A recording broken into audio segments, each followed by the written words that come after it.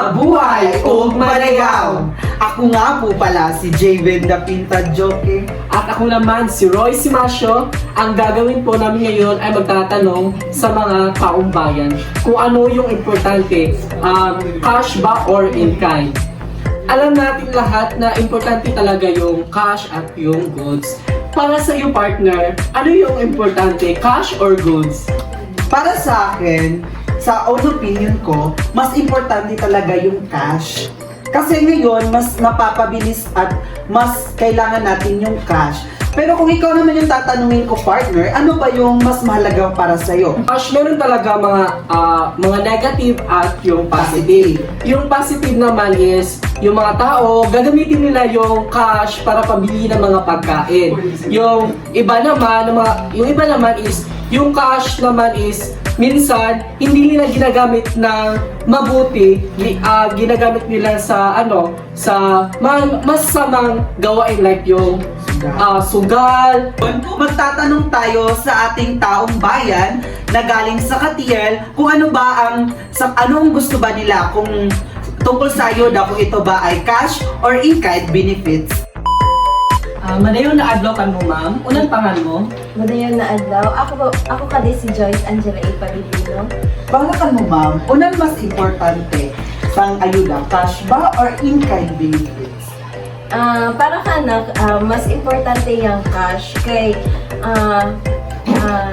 mas ma-manage ko yung kwarta ko doon na niyang pagagastuhan ko sa mga pang-adlaw. Maraming salamat, ma'am, sa inyong opinion. Salamat din. Madayaw at mabuhay, mga sir. Sino po sila at tagasan po kayo? Madayang isang adlaw kan mo, sir. Ako kadi si Danilo Bogan, taga Barangay Kabasagan, Bustod ng Oriental. Yan si Power Wishman. So, panakamayo, una niya mas importante, sang ayuda, cash or goods? So ako na no? Para ka na ako ad cash kay dili taran ng utaw meaning ay halos taran kahit na utaw need gayod kay cash kay daig man gud mapalit ng cash kaysa nanghawng yang goods lang gayud yung makamanglan bugas daw una pero cash daw gusto na nang mapalit na daw ng pangkalangguan need. Gusto ko yung buwan cash. Ako, yung harap isabihin, mas tibalik na kayo ng goods. Kaya baka ako mas sa isa, kaya cash mo sabihin ko na kamangon ng good. Malig mo si kagastod basta ng mga tao, pwede pa in sugal, pwede pa in bisyo. Sarap ng good, mas mo din natin yung dilatrin ho yung bugas kayo, kaya pa ang brand mo tandaan, hindi ka pasinggan. Gusto din makakas sa pamilya. Ibon ng good, kaya agpalayan yung labak-labak biskan na ayun, makumasayang namin ayaw na gobyerno. Maraming salamat po sa inyong opinion. Magandang araw sa inyo, sir. Ano po yung pangalan niyo? Ako kadi si Ruben Gregory, taga Katila po. Ako rin si Juban, sila yung taga Antonio. Sa inyong palagay, sir, ano ba ang mas mahalaga sa ayuda? Cash or ang in-kind benefits? So ako na para kanak yung mas madayaw ihatag na ayuda ng gobyerno is yung cash na sa kay kada pamilya manggod, aon manggod lahid-lahid na panginhanglan ng bawat pamilya. Maybe isang lain na pamilya aon kanilang humayan, aon kanilang bugas. So kung hatagan pa sila ng gobyerno ng bugas na unahan, so di din magamit. So kung cash yung ihatag kanila, maybe yung cash pwede pa din gamiton sa ulan man yung gihanglan nila. The same sa other family na way bugas. So iyan na kanila kung gusto nila mo palit ng bugas or gusto nila doon yung kanilang gusto palitan. Kayo naman po, sir, sa inyong palagay, dapat ba nating palitan yung cash sa in-kind benefits? Para kakisag ay magana kung kambyuhan ng goods yang or tagay lang pagkagay lang ni Mr. Gregory dili same na ang kahimtan yung mga tao. So kay ba ang mga good iba na tao at liga huya sa ang butay sa mga walayo kasway kanilan masakyan na pag-travel. So magana mga ang goods kay kung kwarta man good basin ang iba na mo gasto dili matarong pag-budget so magkuwang. So yung mga kagaw goods kay para yung mga malayo ng mga bahay dili mo tayo na malayo para lang palit ng mga pagkain. Maraming salamat po sa inyong opinion, mga sir. Magandang araw sa inyo, ma'am. Sino po kayo at tagasan po? Ako kadi si Juliana Andrea Pinonson. Ako kaigikan sa Kapiel. Para kan mo, ma'am, una nga importante sa ayuda, cash or goods? kung ako papiliyon ako, sa panahon doon is grabe ang crisis gayod. So, malaw na to kung pili kita ng bugas or ng goods is practical guide siya. Pero kung pili ko isab ng cash is pwede siya pwede ko gapon makapalit sa bugas and other panakwan. So, pero mas pilion ko yung cash kay para kanak yung cash is flexible siya na pwede ka makapalit ng tambal, other pa ng mga panginahanglan mo sa kamayubay. And ikaw isang ako isang na mo receive ng cash is dapat matigam ako manage na bili ko masayang yung hatag na ayuda ka na. So ano yung malaong mo sa mga utaw na yadawat ng cash na wa gamitan para mo?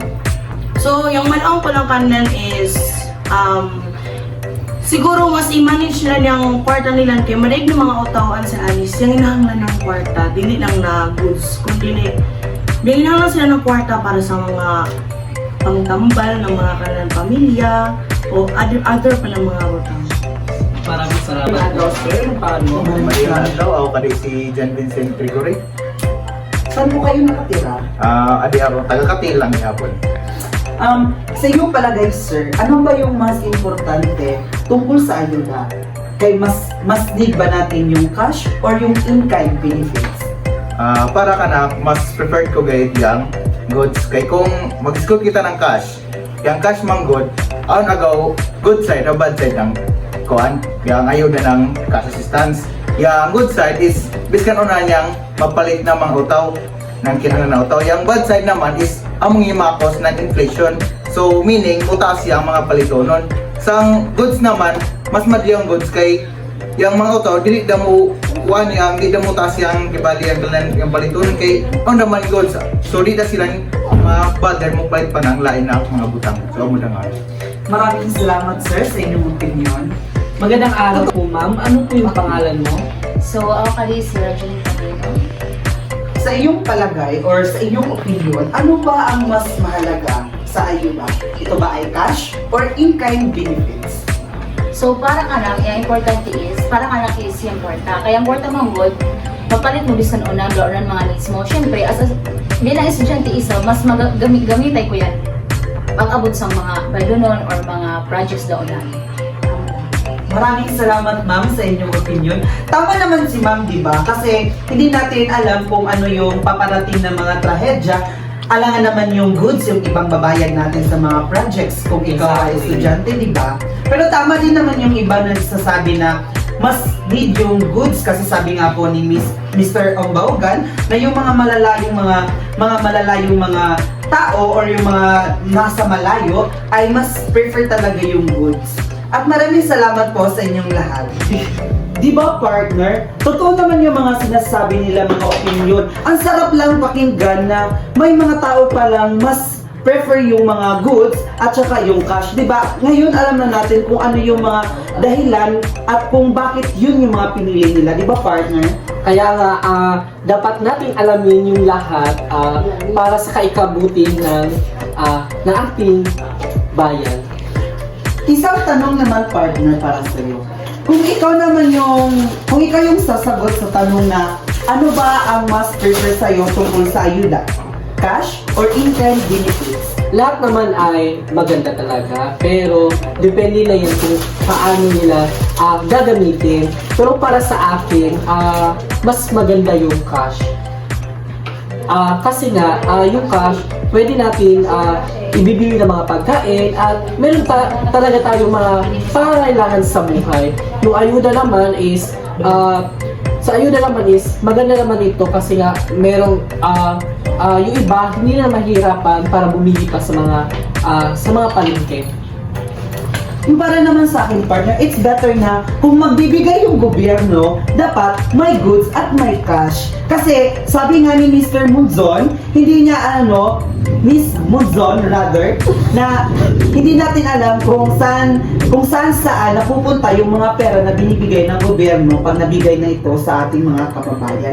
Para naman, kasi sabi din ni Miss Rajeline na yung mga student, mas need talaga yung pera. Either alangan naman yung goods yung ibabayad sa school, cash naman kasi yun, di ba?